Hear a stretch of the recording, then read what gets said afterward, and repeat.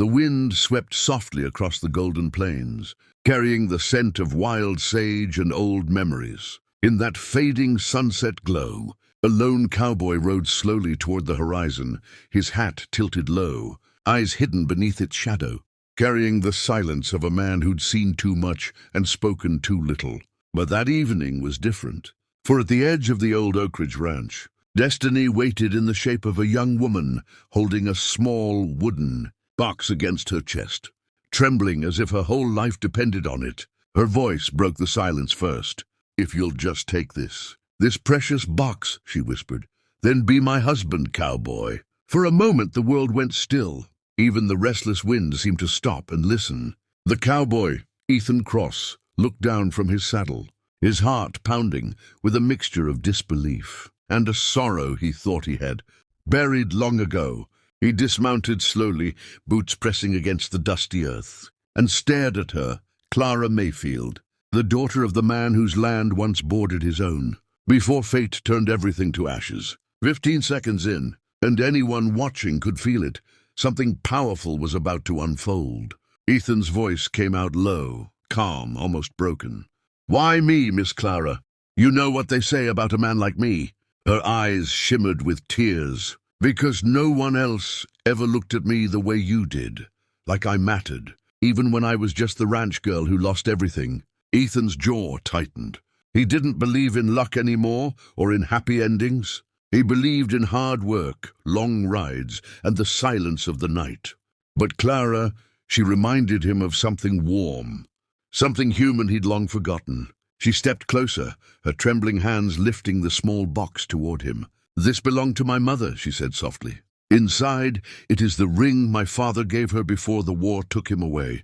I want you to have it, Ethan, because I believe my father would have trusted you with me." Ethan looked at that box like it carried the weight of the world. He could feel his throat tighten as memories of his own family flashed through his mind.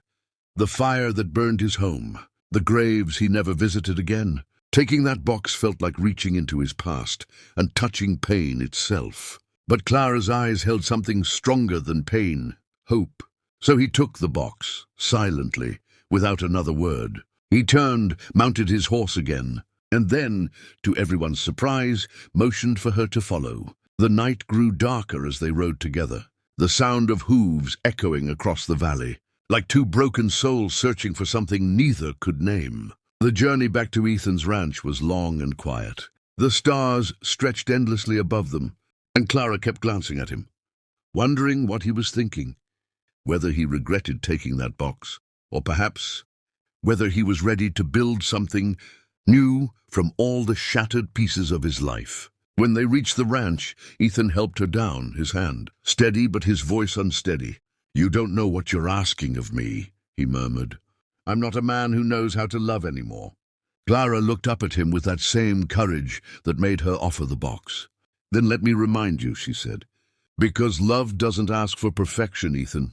It asks for courage." Her words struck something deep inside him. For the first time in years, he didn't turn away. He unlocked the old barn door, letting her step inside. The faint smell of hay and old leather filled the air. Clara placed the box gently on the table beside an old lamp.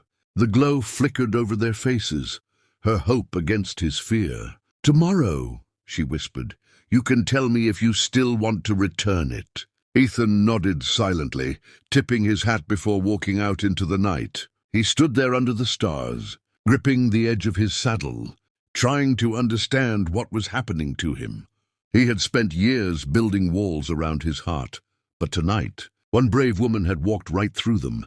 As the screen fades on the first chapter, the narrator's voice deepens, calm, emotional, and full of meaning. Sometimes love doesn't arrive with a promise. It arrives with a question and a box that holds the power to change everything. Then a soft voice adds, "If this story touched your heart, don't forget to hit that subscribe button and become part of our Wild West family, where every story rides straight into the soul."